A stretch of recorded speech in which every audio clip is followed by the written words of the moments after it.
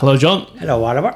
So today we're going to talk about data centres and the electricity uses from data centres around Dublin. For anybody who doesn't know what a data centre is, there's plenty of them around. There's one up there in Ballycoolan by Amazon, has its own power station. You got one, a massive one, near Clonee, on the road to Navan from Dublin.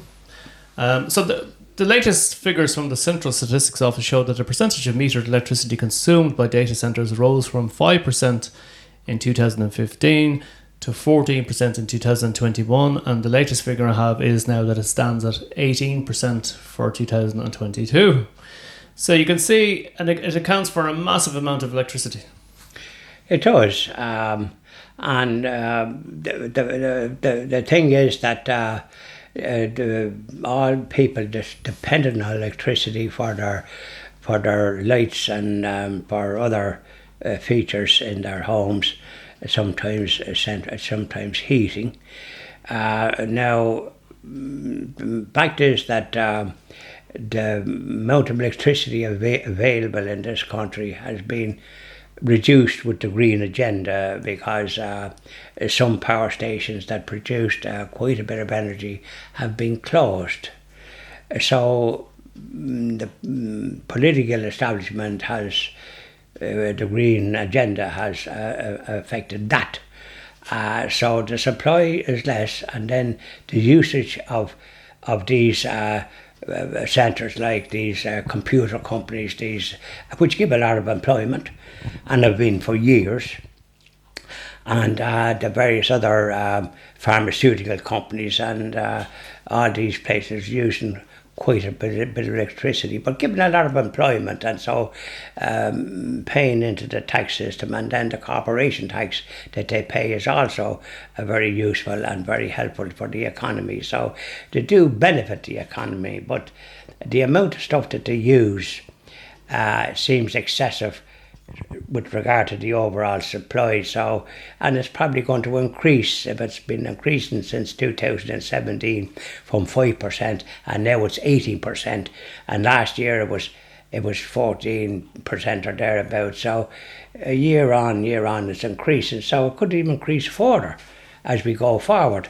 I think steps need to be taken by those in charge of making sure that people have electricity in their homes, because in my time when I was working there was a lot of strikes in this country, and it was often electricity strikes in the winter especially.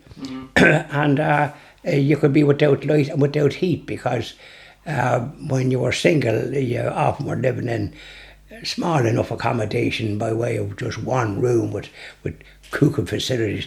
But when the electricity went out, first of all you couldn't eat, and then you couldn't get heat. So it was very awkward, and I remember often being in where I was staying, and suddenly the lights go out and the heating is gone. And lighting candles is not much use to you, because you can't kind of do anything with that. So if there's going to be shortages because of the use of these companies using 18% of electricity supply, so the electricity supply would want to be expanded. That'd be the obvious. And when there's a demand, because you've got to try and have the demand and the supply kind of good. There's no point in having a demand and no supply. That's the thing. But see, the thing about data centres is there's about 70 data centres in Ireland, right? And the reason that Ireland was picked, there's a few reasons.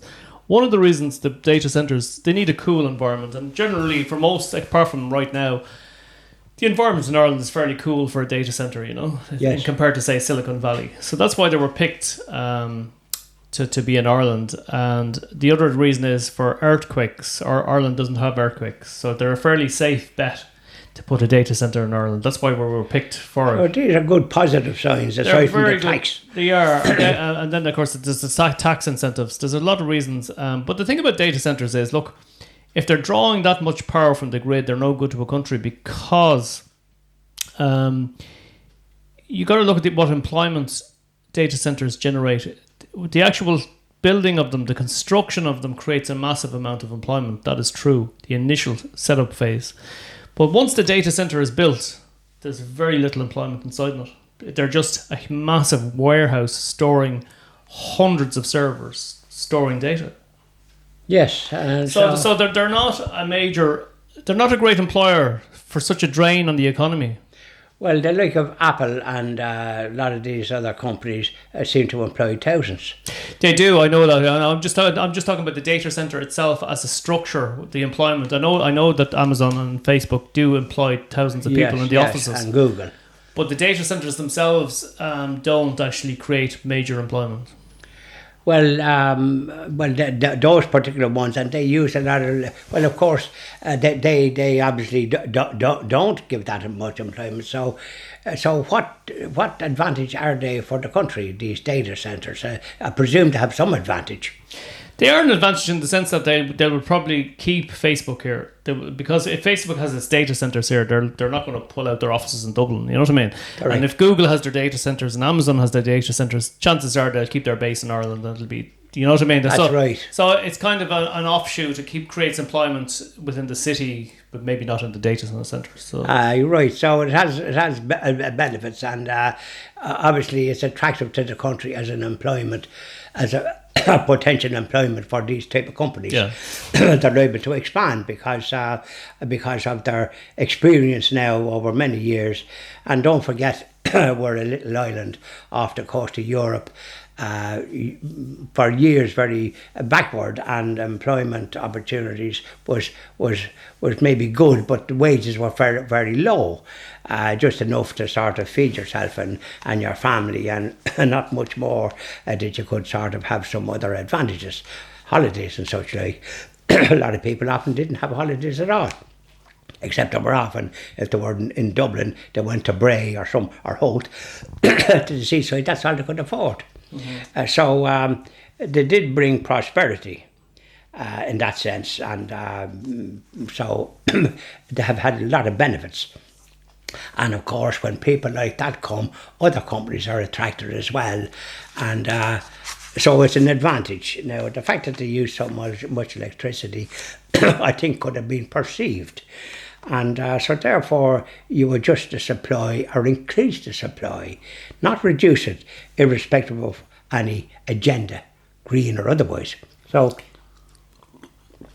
that's what you expect the government to do, and they've done a good job in attracting these industries, and the education, of course, of people, and the fact that English is the spoken word, and that's the developed countries speak that language. So these are all plus factors, and plus the fact probably that we're in the EU. But I wouldn't say that's the main reason, funny enough. I think it's the fact that we have an educated force, and which we have.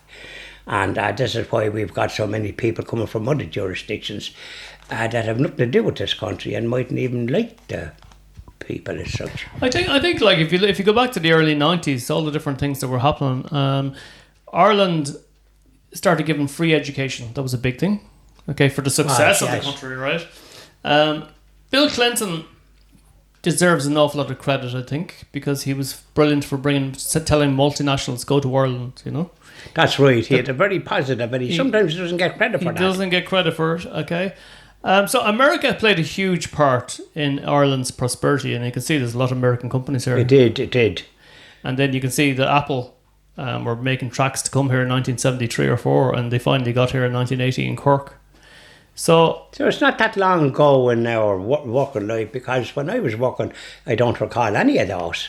I recall in Cork, for example, there was great employment in Irish Dunlop, who employed thousands, and Ford. Mm-hmm. A fellow called Patrick Hennessy, had become Sir Patrick Hennessy, and he ran the Ford operation in Britain. But I think the EU, when we joined the EU, a lot of these manufacturing jobs were lost. But at least have been replaced now by other companies. Cork has benefited with pharmaceutical companies, and Apple as well are located there. So that has made Cork a very attractive place, and which it is, of course.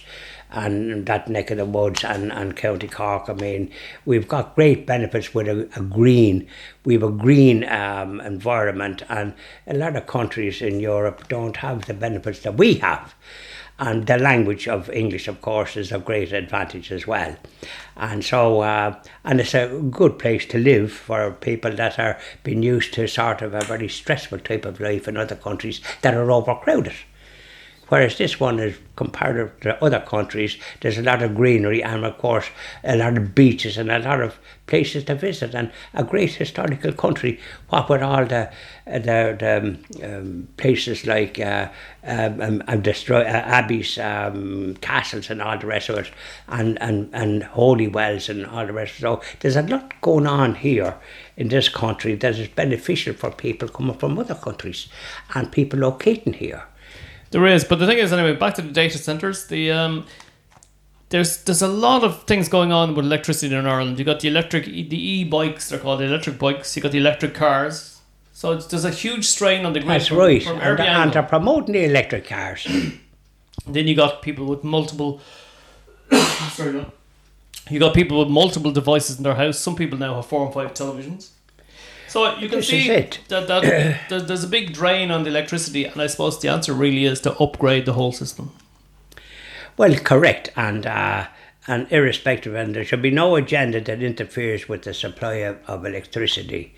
And one of the sad things is that this business of interfering with people in the agricultural sector and various other sectors and just increasing and trying to have a green agenda, oftentimes it leads to a certain amount of, believe it or not, poverty, because you've got to produce food, you've got to use the fuel that's available. Not everybody wants to go around in electric cars either. But they're interfering, they're trying to destroy the other cars that are available, that you can go places. Electric cars are limited to where you can go, irrespective of what mileage they say that they do. In reality, it's an awful lot less than what they maintain. That's right. Because probably if you go up a hill or put on heat in the winter, you're losing mileage. That's right. And that type of thing.